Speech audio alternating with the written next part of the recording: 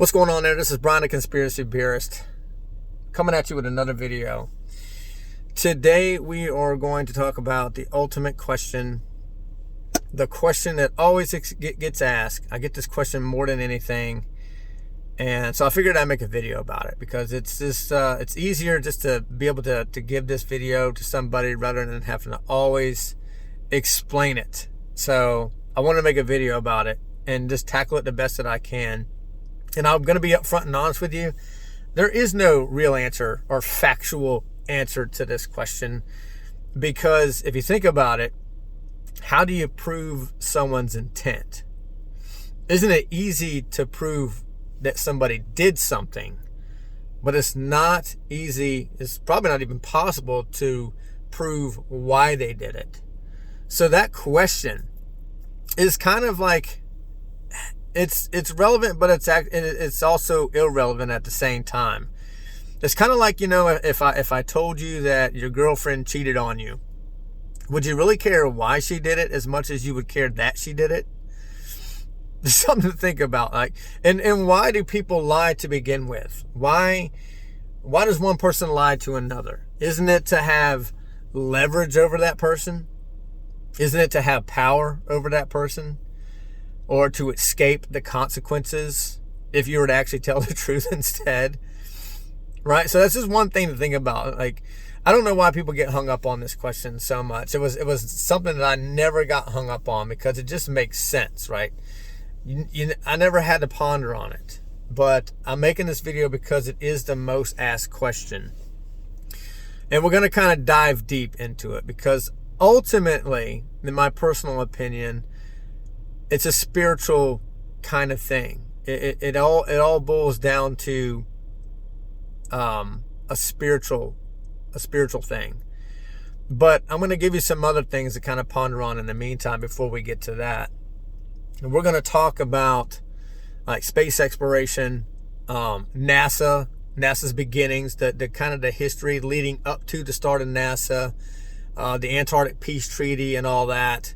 Operation Fishbowl. We're going to get into all these things, and kind of what they found and why they did what they did, why they started NASA, and then we'll dive into the deeper stuff. So let's start.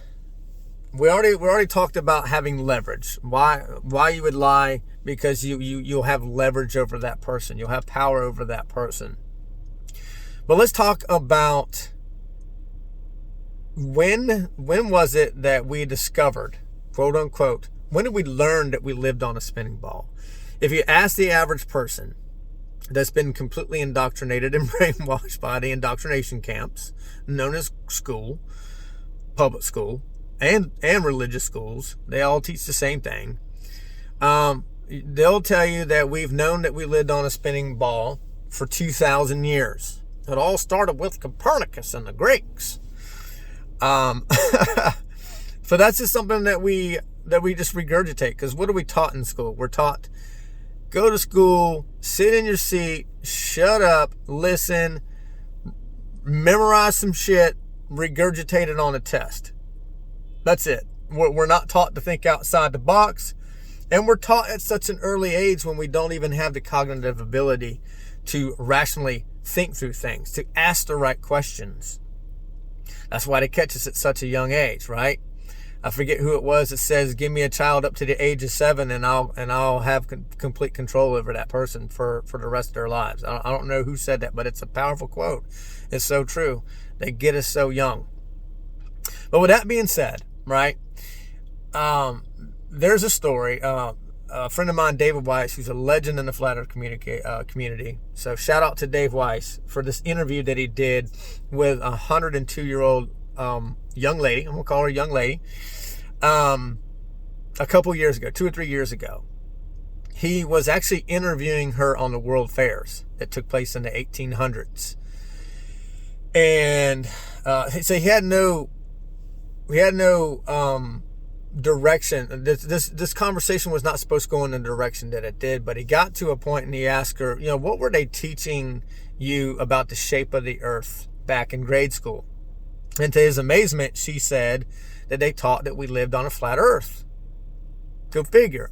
100 years ago, we were being taught that we lived on a flat earth in school, public school, by the way, not necessarily a religious school, although they were probably teaching in religious schools too. And she said that they later changed it. It's pretty cool because this woman, she still had her wits about her. She could remember all this stuff. And she said they later changed it, but she couldn't really remember exactly when they changed it to the spinning ball theory. But obviously, she was young and she believed it, just like everybody else did. And this is a pretty incredible interview. If you guys want to see that interview, I'll leave a link underneath this video to it, because it really is like it's kind of a tearjerker when you watch it, because the revelation that this woman had when Dave told her that, what she was originally taught was true and the Bible is true. Like, she really broke down, and it was a really emotional video. But we're not going to talk about that. We're going to kind of.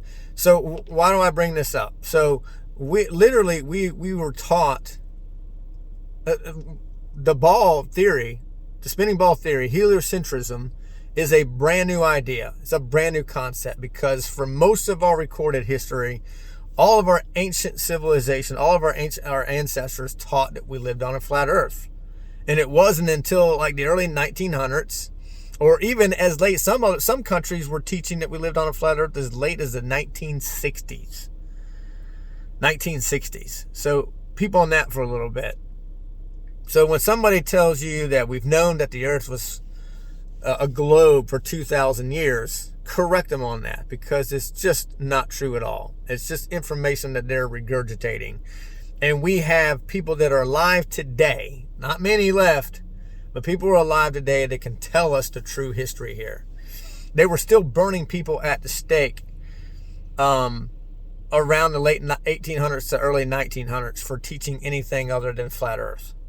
So ponder on that for a little bit. The ball theory is brand new. It's not as old as what people say that it is. So that's number one, okay?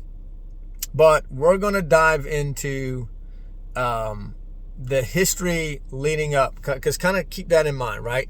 We've been taught that we lived on a spinning ball before we ever went to space, before we could ever get high enough to take a picture of this place that we live on. Before NASA ever got started, we were taught that we lived on a ball. How did they know these things? How did they know before we could ever even see it with our own eyes? Why were they teaching it? Something to ponder on. So here's the history leading up to NASA, the start of NASA, and a few years after, and all the operations that took place. And everything kind of lies on Antarctica here. Like, literally, the secret to this realm that we live on is in the answers are in Antarctica. If you ask pretty much any flat earther, anybody really digging into this thing, because Admiral Byrd started expeditions in the late 1920s. That's when we started Antarctic expeditions, as far as recorded history, militarily. Okay, militarily, keep that in mind. So that took place and went on for several decades. And in 1946, and I did have my notes here, Operation High Jump. I just wanted to make sure I'm not forgetting anything here. Operation High Jump took place in 1946 to 47, and I believe that was basically the most massive surface to air explorations that had taken place up to that date. So we were exploring surface and air in Antarctica. Okay, and then in 1955, a few years later, you have Operation Deep Freeze. And you guys can look into all these operations. This is all stuff leading up to the start of NASA and why NASA got started. What was it that they had found out in Antarctica? What was the big secret, right? So in 1958, just a few years after Deep Freeze, is when NASA got started, right? And Operation Paperclip was when we were bringing over Nazi German rocket scientists over to the U.S. to help us win the space war, to be the first to go to the moon, right? If you want to believe all that stuff. So that's what they say they got started for, was to go to the moon. But there was a lot more going on that they were trying to figure out. Because the year after NASA got started, this is when the Antarctic Peace Treaty was taking place. And that was in 1959. I do believe it was December of 1959. And I think 12 original countries had signed this peace treaty. And what it was about was they had literally made this place hands off to anybody other than military. And they didn't want anybody to explore this. And this is supposed to go on until the year 2043. So they started this in 1959, and nobody can do anything. This bill is not to be tampered with until 2043. Nobody can break this treaty until 2043. And since then, I think that there's a total of 58 different countries that have signed this treaty.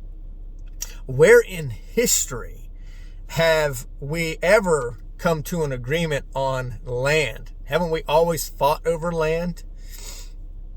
So when they try to tell you it's about saving penguins and the environment out there in Antarctica, that's just a bunch of mumbo jumbo, because we've always fought for land. There's never been a time in history that all the countries in the world pretty much got together and said, you know what, yeah, this place is off limits to everybody. So what does that tell you? What is going on in Antarctica? What did they find? I think the answer to that question came in 1962 when they started Operation Fishbowl. And then Operation Dominic came along. I think that's how the order of operation. It could be one and the other. It could have been swapped there, but they came around the same time. Fishbowl and Dominic. When you break down the word Dominic, it means of the Lord. So you have Fishbowl of the Lord. So if they're trying to hide something here, they're coming up some not so inconspicuous names here, right? It's just things that kind of make you go, So if you think about a fishbowl, you think, oh, did we live in some kind of container maybe? And they want to know what this container is and how far this container goes up. Can we penetrate the dome of this fishbowl that we live in? That's built by a creator, obviously, Dominic, of the Lord.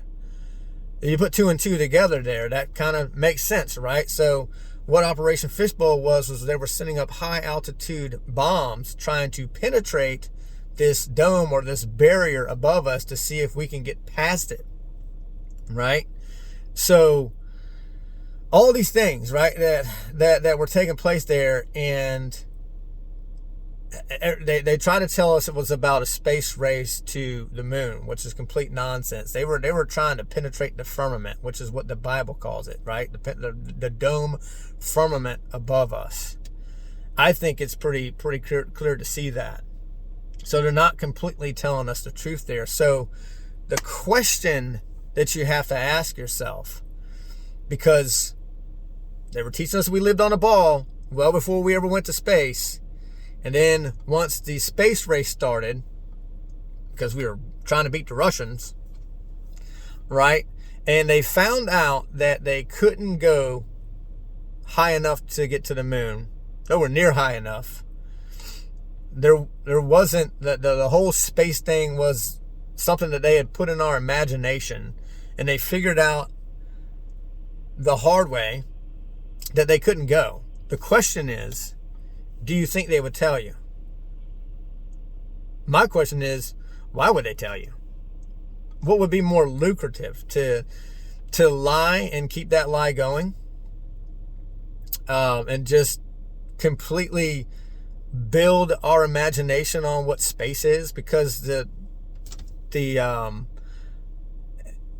limitations are endless. The limitations are endless. If we can't observe it for ourselves, guess what they can do? They can make up anything about space, and we have to take them at their word. Why do we take them at their word when we can prove that they lie over and over again? Is the question. So, and here's the kicker: NASA makes $60 million a day, $60 million a day, over $20 billion a year. So there's 60 million reasons why they would lie. 60 million reasons a day why they would lie. But I believe it's a little bit more than money, because they can, let's be honest, they can print money out of thin air. I believe that it's more spiritual than that. It's to keep us away from our Creator. So let's dive into that. Let's go a little bit deeper here. So we got, why do we lie? Leverage, right? Why they would lie? Money, okay? Why they would lie? Deeper, spiritual, taking us away from our Creator, taking us away from our divine spark that was built inside of us. Let me tell you a little bit more about what I mean. Because if you're a Christian listening to this, maybe I hope this will make some sense to you, because and I hope you understand this if you're actually reading the Word. The Bible tells us that this place that we live on is immovable. It tells us that it's fixed. It tells us that it has four corners, has foundations, pillars. It tells us in Genesis that we have a firmament dome above us that separates the waters from the waters. It tells us that God created the boundaries and inscribed them. The face of the deep. Let's just read Genesis, guys. It's so much of it is in the very first book of the Bible. It's crazy. In Genesis 2:1, God said that it was finished after his 6 days of creation. What does finished mean? Does finished mean ever expanding? And this is ultimately where I'm getting, right? The Bible and mainstream science are polar opposites of one another. Complete opposites. You cannot believe one and believe the other. You can't do it. If you try to, you're going to be confused your whole life. You have to choose one or the other. And the best way to choose is by what God's word says. Test all things, hold fast to that which is good. We have to test these things. God tells us to test these things.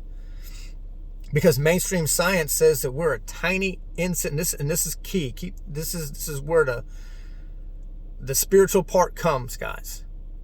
Mainstream science says that we're like a speck of dust in an ever-expanding universe.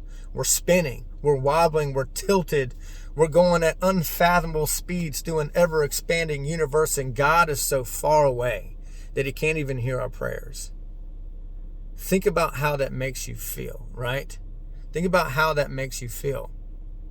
There's trillions of galaxies out there, trillions of planets and other constellations, endless possibilities out there. Why are we so important in that model? We're not in that model. We're so far from important. So ultimately, it's to keep us away from our Creator, to keep us away from the Scriptures. Because if they can prove the Scriptures wrong by building your imagination and telling you all these lies, they're in control. They have leverage. They have the power over you. And think about the term government. What does the word government mean? It means to govern the mind. Ment means mind. That's what it's always been about, is controlling us, having the authority over us. Because if they can convince us that we're spinning and wobbling and tilting and we're going at unfathomable speeds, they can convince us of anything. Whatever they want to convince us of, they can do it. And they have. Look at what mainstream media has done to people today. They've literally convinced you that it's impossible, that it's bad to breathe the air. They've literally convinced people that you shouldn't breathe air, you should put a mask on your face and suffocate yourself. They can convince anybody of anything if they pull you away from the Word, if they pull you away from your Creator, your divine spark that was built within you. That's what it's really all about, is to control you. And here's what we need to do. We need to get our divine spark back. We need to take back control of our mind. We need to not listen to these people. They're known liars. We've proven that they are liars over and over and over again. So my question to you is, why would you trust a known liar? Why? That's foolishness. That's insanity. So I'm going to leave you with this. Know who you are and know whose you are. That's the most important part here. Take back control. Stop listening to these people and find out who you truly are. Because if you know that you belong to a creator, then you know the power that you have. And you know that no man has power over you. And you can find out who you truly are and what you're truly made of. With that, this is Brian the Conspiracy Bearist signing out until I see you on the next one. Take care. God bless. Peace.